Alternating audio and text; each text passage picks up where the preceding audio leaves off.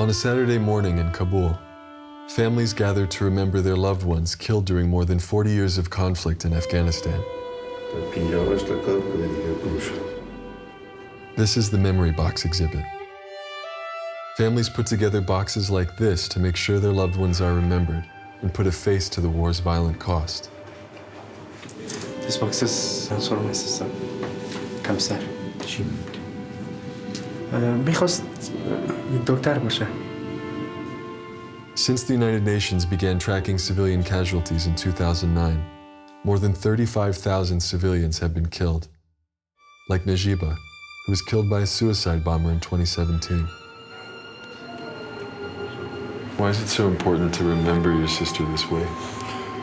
یک انسان قربانی میشه یعنی از جسم میده خانواده‌اش در تلاش است که یادبودی به او باشه چون نمیتونه دوباره بر بگردونه یعنی مکانی باشه که حداقل وقتی میره تسلی خاطرش ببره یا میبینه کسی یعنی نام او زنده بمونه. Majority in this country are war victims. No one are listening to these people. They are completely forgotten. They are marginalized. Whatever they experienced, no one is listening to these people. So by Memory Box, we are trying to create a shadow history. This history must be told by war victims. As families work to make sure their loss is not forgotten, Afghanistan is on the cusp of a new chapter in its history. After the US and the Taliban signed an agreement to pave the way for the withdrawal of international troops. A high cost was paid to get to this point, though. Over the past few years, the US has increasingly conducted its part in the war from the sky, with more bombs dropped last year than any other year in the past decade. But with that came a rise in civilian casualties.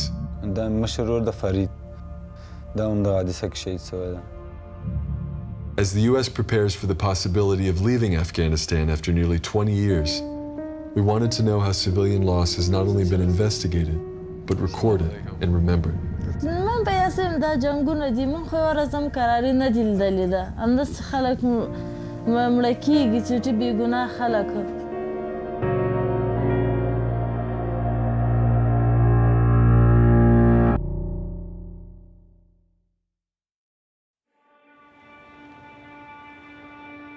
شپه لس بجې وې موږ ټول ویده سوي وو تیارو غره سوله چې موږ پوه شو په همدې کلي باندې چاپه ده هغه چاپه وه موږ خو چې ملزه چاپه ده موږ دومره نه پوهېدلو سي. It's been just over a year since Wahida last saw most of her family alive. زمونږ ټول پاتې پلار مې خو ډاکټر و هغه ناست و کویده ذاتي سي هغه راچې هلته په همدې کلي چاپه ده. In March of 2019, Afghan forces who were carrying out an operation against the Taliban conducted a night raid in Wahida's village in the eastern province of Nangarhar before calling in air support from the US military. اوله به مې راخطا که ما د نور د تره زمان برې بلې کوټه کې و په هماغه جي باندې راخطا که پلار مې بلې کوټې نه سې ورغی دې ماشومانو ته سې ورغی څو ساعه کې د په هغو مور مې وه او پلار مې خویندې مې په هغوی م بمبل راخطا کړه نور خو تیاره وه ګردونه و څه نه ښکارېدل دومره پوه شوم چې دوی ټول شهیدان سو وړه سو. Wahida told us the only ones she found alive were two of her younger sisters, one of whom was only a week old. How did you survive? زه به ښه ولګېدم چې درشه تیارېر شی په قرار شو زه نوره راجګه سومه د لاره نه وه داسې موږ له کوره ډېره پاس لرې لار وه همدې ځای کې لاړم کته چې د کومې خواته یې موږ کور د تیارې شتلی د خاورې راخطا سوي وي. Wahida told us that eventually she was able to leave and go find help. دلته دا کونج نو یو بغله ده چې بس همدې کونج کې ځان غلی کړی ده تر څو پورې چې تیارې تللي دي. Sharif Khan is Wahida's uncle. His brother, her father, was a doctor in the village. The strike was directed against the Taliban, but the night ended with 12 members of Sharif and Wahida's family dead. The doctor, his wife, 5 of their daughters, and 5 nephews and nieces. Sharif found out about what happened the next day. He was in another village when he heard there'd been an attack. فایل دا مرمۍ دي چې هغه لګېدلې ده دا یې ډاکټر کوټه ده خپله کور ته ښکاره کېدم دا یې موږ کور چې په جګه د غټه کلا ده دې کلا ته مې چې وکړه دا کلا ورانه او ما ویلې خیر زړه کې مې ویلې چې کلا دې ټوله ورانه شي خو چې څوک شهیدان سوي نه وي الله دې خیر کړي څوک هغه سوي نه وي بل هغه نه مې ما زه موږ ډاکټر به جوړ یو دا خو ډاکټر دا څه کوي چې دې نه مې کمبله جوړ کړه دا او دا درې ول ما زه دا درې ده نو نور کور به ښځې او ماشومان دی نو ولا په مرمۍ وشتلي په دې کلا کې ما دا فکر کاوه هغه چې هغو راته ویلې ده د مې کور من خپلوانو وایي ته هغه بل کور ته لاړ سئ ورې ته راځه هغه چې لاړم دا ورېرې ورېندارګانې دا مې چې ولیدلې چې رښتیا درته ووایم بیخي مې دا وضع خرابه شوه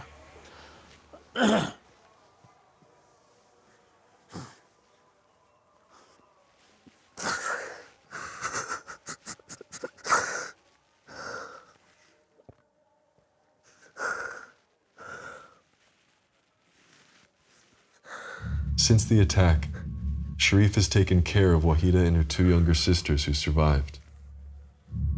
It's still unclear what went wrong that night.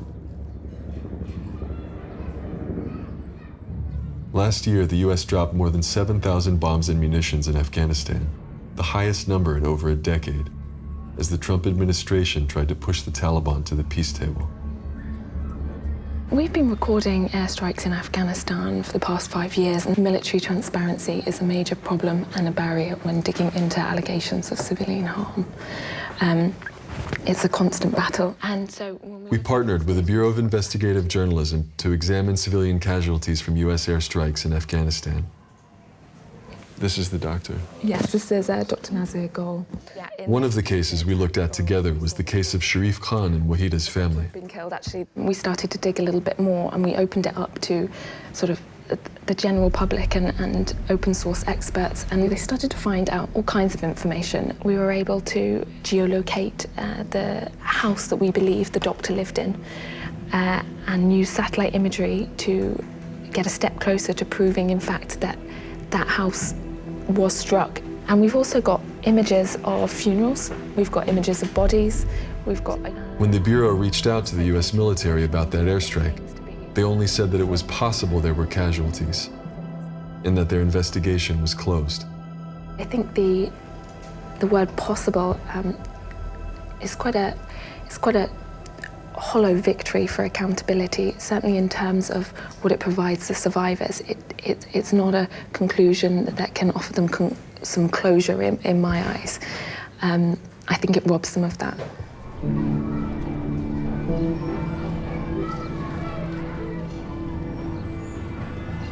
Doctor cover doctor.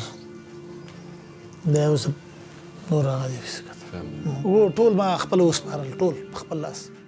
Sharif told us he wants to know who told the US and Afghan militaries there were Taliban there, when it was just his family, asleep.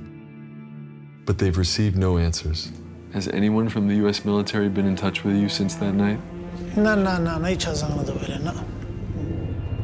When we met them, a year had gone by, and they told us they still had not heard from the US military.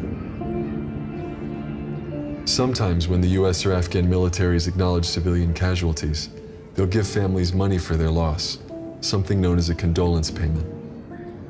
But Sharif told us what they really want is answers and justice.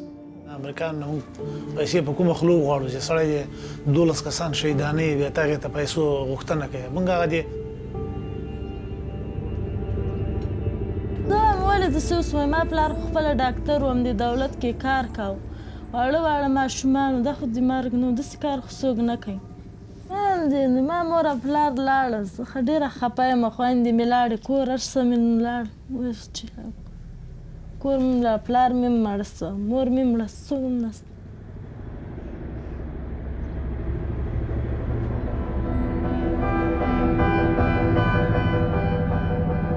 The past several years in Afghanistan have seen a rise in the number of civilians killed.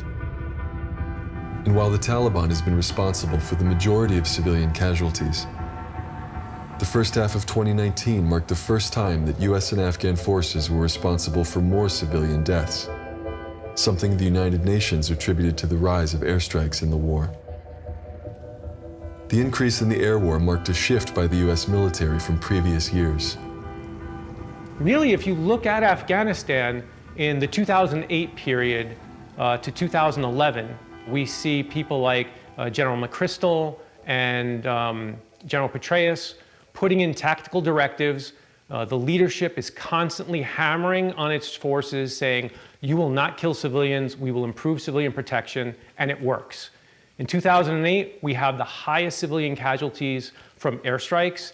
By 2011, those numbers have gone from over 550 civilians killed in airstrikes per year down to around 100. Then when the Trump administration comes in, we see a complete flip. And it really goes into the idea that we're going to bomb the Taliban in submission and bomb them to the peace table. While the US and the Taliban may have reached a tenuous agreement, civilians are still coming to terms with the consequences of the air campaign. We've come to Kunduz in northern Afghanistan, one of the country's most contested provinces. We're headed to the site of an airstrike that hit here in July of 2018. Afghan forces were carrying out a ground operation against the Taliban, and US forces conducted airstrikes in support. دلته بسته تعمیر تاسې لیدل لکه ډک ښه اساس خلکو ډک ټول یو جمعیت په پراته وو پکې دلته درې کوره موږ پکې پراته وو دلته درې کوره لاړ ټول تیکه و پارچه شول. The airstrike that day killed 14 civilians from Imam al-Din's family, including his sister and her children. دلته پراته ما کور خو زه خو بازار کې وم او وروسته چې راغلم دلته مې پیدا کړ که نه اول مې دلته پیدا کړ او رندار مې سره د دوه ماشومان وه مسیان یې و چې غېږ کې کلک نښتي و دلته و دا وګوره دا دومره خطرناکه بم و چې دا په چرو باندې تیکه تیکه شوی دی. Qari Fazl Hadi was here the day the airstrike hit. والله چې عیني شاید خو دغسې یو واقعه وه او حادثه وه چې So your home is just right over there. What did it feel like when this bomb hit? What did it sound like? ټول کور مو خاورې ونیوه ډېر یو دردناک یو سخت ویرونکی غږ و. The US and Afghan air campaign over the past few years hasn't weakened the Taliban's presence in Kunduz.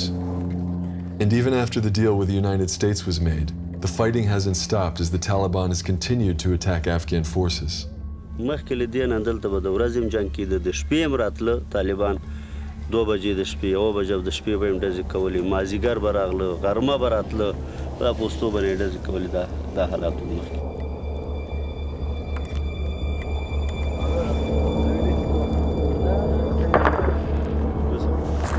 We're hearing gunfire coming from that direction. We're going to get out of here now. 3 weeks after the airstrike, the US military said they had conducted an investigation and that there were no casualties.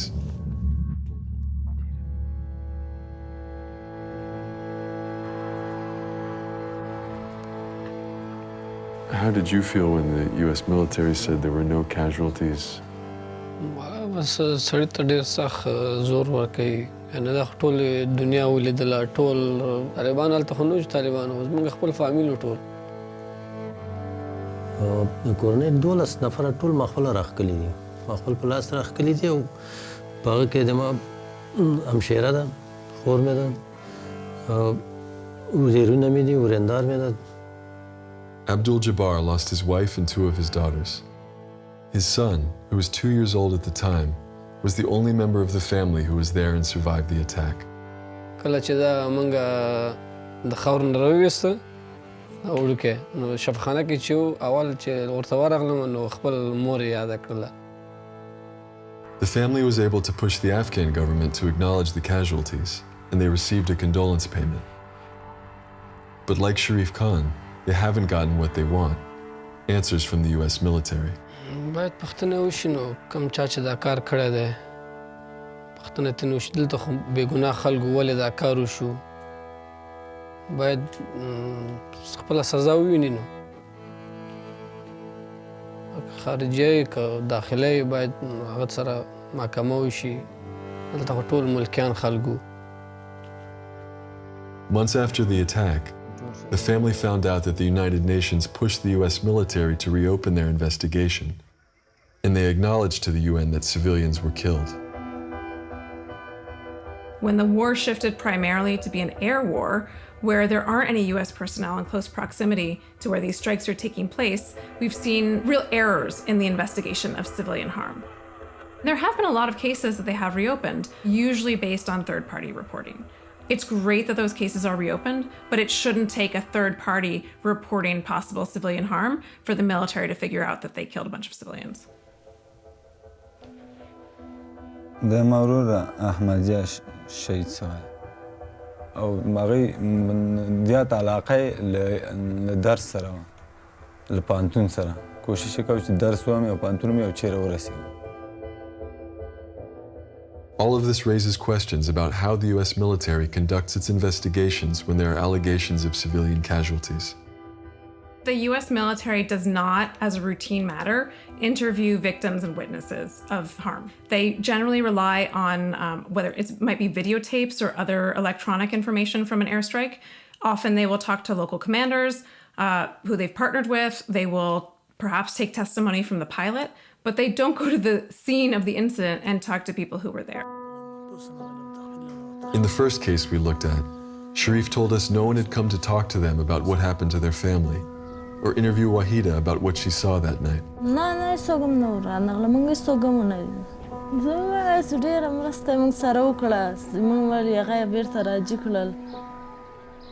I think that because of that, they are coming up with the wrong conclusion. They are frequently concluding that no civilians have been harmed in strikes where, in fact, they have been.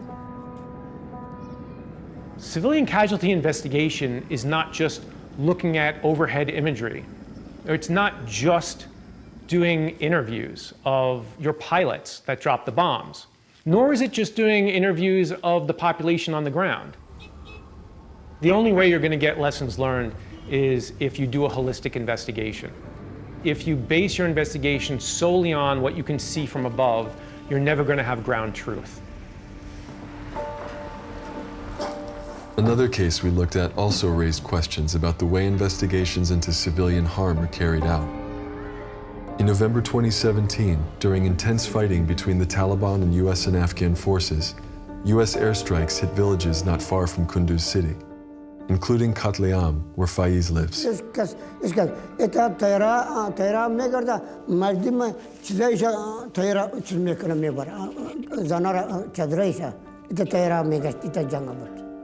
It was only afterwards that Faiz found his 13-year-old son, Bashir.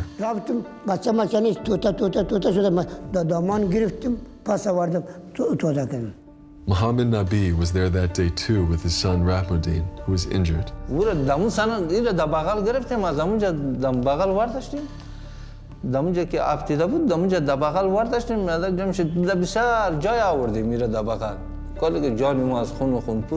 His son recovered, but lost part of his leg. In the aftermath, outside organizations like the UN said they had evidence civilians had been killed, and district officials documented 16 civilian deaths, including Faiz's son. But the US military said their investigation showed there were no civilian casualties, specifically stating that they spoke to hospitals and clinics in the region that told them no injuries were received. After the press release, there started to be a lot of information coming from the ground that contradicted that official response. You had the UN saying that their initial investigation indicated at least 10 civilian casualties. You had a New York Times reporter that actually went to a hospital and saw civilian casualties. And we, in fact, spoke to several hospitals, some of which had said they hadn't been contacted by the US military at all, and they did in fact have civilians that had been harmed in that strike. So as you can see, a different narrative is starting to emerge, and one that calls into question the original statement of the US military. We went to one of the hospitals the Bureau contacted, the Kunduz Regional Hospital, the main hospital in the provincial capital and where severe injuries for the area are treated. Dr. Naeem Mangal is the director here. Do you remember the airstrike that hit Katliam in November 2017? 2018 کې و موږ په یاد ده وخیم کیسونه ټول تهدید کننده حیات کیسونه Dr. Mungal told us that they did treat civilians and that no one from the U.S. military contacted them. نه موږ ته نه دی راغلی. دا دغه خبره ده، دغه نظامیانو خبره ده، دغه خپل برداشت ده، دغه خپل څېړنه ده. ولې چې موږ دلته عملاً تداوی کړي دي، دلته نرس شاید ده، دلته سرجن شاید ده، دلته ریسپشن شاید ده، دلته موږ ډاکومنټ لرو. Have they ever followed up by phone about the Katlayam airstrike or any other airstrikes that have happened in the region over the past few years? نه ما سره تلیفوني کانفرنس نه ده نیولی. Really made me question the investigations process. If we were able to pick up the phone, call a hospital, check this basic fact, then why weren't they doing it and why weren't they getting it accurate? I recently approached the US military for information on where this allegation came to. I was told that I would have to submit a Freedom of Information request, which, you know, is a very timely process, and we may not get the answers we're hoping for some years even. The lack of transparency makes it difficult to know what lessons were learned from the investigations into casualties. We wanted to ask the U.S. military about this case, as well as the other airstrikes and civilian casualties we examined, but they declined our request for an interview. This is war. Accidents do happen, mistakes do happen, but this is about owning your mistakes. This is about saying sorry, and this is about accountability in a largely unaccountable war. In 2018, Congress directed the Pentagon to develop its first comprehensive civilian casualty policy and to improve investigations and transparency. But it remains to be seen if and how it will change. The U.S. has shown and proven in the past that it can implement tactics, techniques, and procedures that minimize civilian harm. You can't always zero out the civilian casualties, but we can certainly do better. And we owe the Afghan population better than what we're doing now.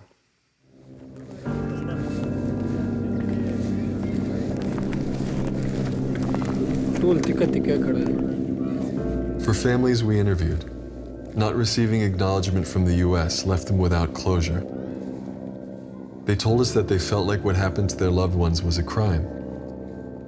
And they want justice and answers, something war too often denies. موږ نه پیږو چې دا دلته کوم غټه قوي ګروه د طالبانو وه چې دوی هغه کړه خو هېڅ نه پوهېدلو چې موږ په خپل ګناه نه پوهېدو چې دا ولې غیر حق مسلمانان ملکي کسان تلف کوي. Imam al-Din's family hasn't rebuilt the house yet due to constant insecurity as the war rages on. So the ruins stand as a testament to their loss. هره لحظه پیادېږي دی مونږ هېڅ داسې زموږ ورځ نه هېڅ دی چې ژوند په بیخي په مخکې هم صحیح نه پوهېدو خو بیخي د ژوند په لذت بیخي نه پوهېږو چې مونږ ژوندي یاستو که مړه دا یو جسم زنده ګرځو نو په دې ځمکې په سر باندې. One of the things that I think is really hard for people to understand who are not experiencing a conflict situation is how much victims simply want to have their harm acknowledged.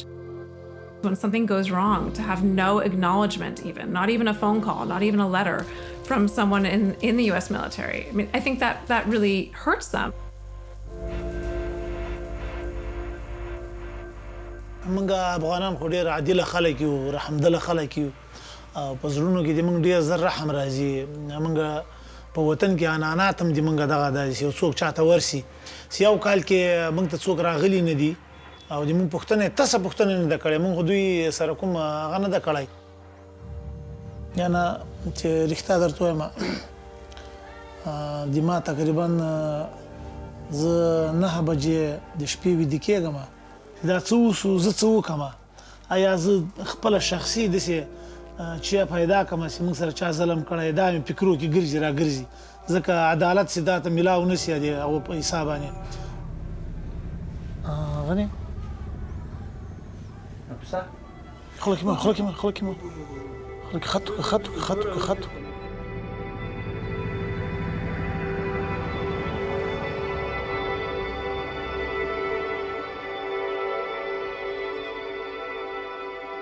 As the U.S. prepares for the possibility of leaving Afghanistan after their deal with the Taliban, civilians want to make sure that what happened during these 2 decades will be recorded and remembered, and that their loved ones won't be forgotten.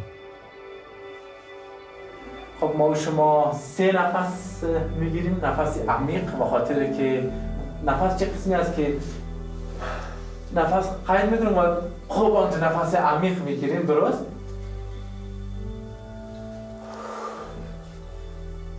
نفس دوم به خاطر ای که عدالت در این کشور تأمین شود و وحدت ما و شما داشته باشیم و قربانی ها خانواده شهدا به خواستهای خود برسند.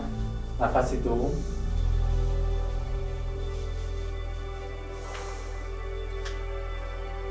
نفس سوم شما